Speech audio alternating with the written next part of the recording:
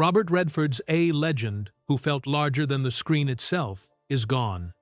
On the 16th of September 2025, Robert Redford died at 89 inches, his beloved Utah mountains quietly, at home, with family. The news hit like a jolt. How could the man who helped define American cinema for 6 decades suddenly be a memory? Tributes poured in, and Meryl Streep's simple line cut through the noise. "One of the lions has passed. Let's rewind." Before he was the Sundance Kid, Robert Redford was a kid searching for purpose, sketchbook in one hand, stubborn grit in the other.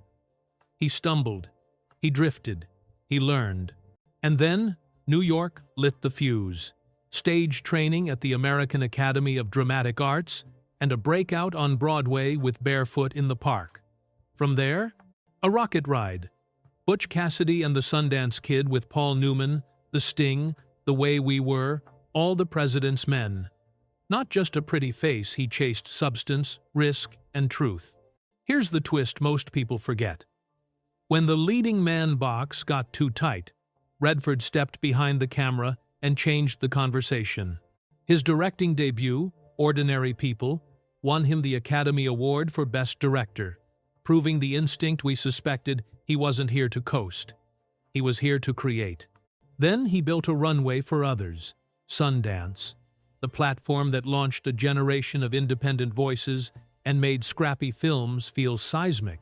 If you've ever watched an indie that punched way above its weight, you've felt his fingerprints.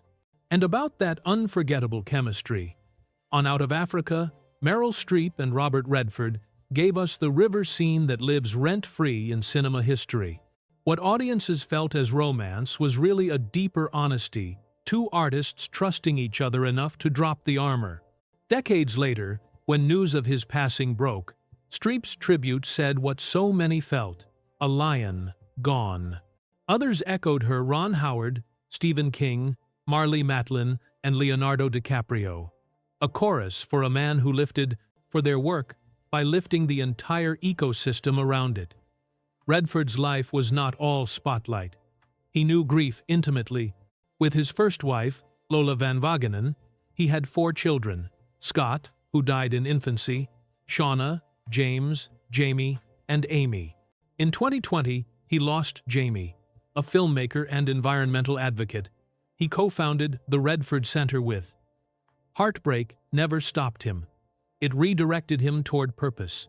In 2009, he married artist Sibylle Zagers Redford. Their partnership blended art, nature, and quiet devotion. Projects like The Way of the Rain stitched their creative lives together. Even late in life, he kept moving, producing, mentoring, showing up at Sundance to make sure the flames stayed bright. His final screen appearance arrived just months before his death, a last nod from a man who never really stepped away from storytelling. Here's the bottom line. Robert Redford didn't just star in classics, he changed the path films could take and the artists who could make them. A lion, yes, but also a builder, a mentor, a North Star. If his work ever moved you, say it out loud in the comments, share your favorite Redford moment, and pass a scene you love to a friend who's never seen it.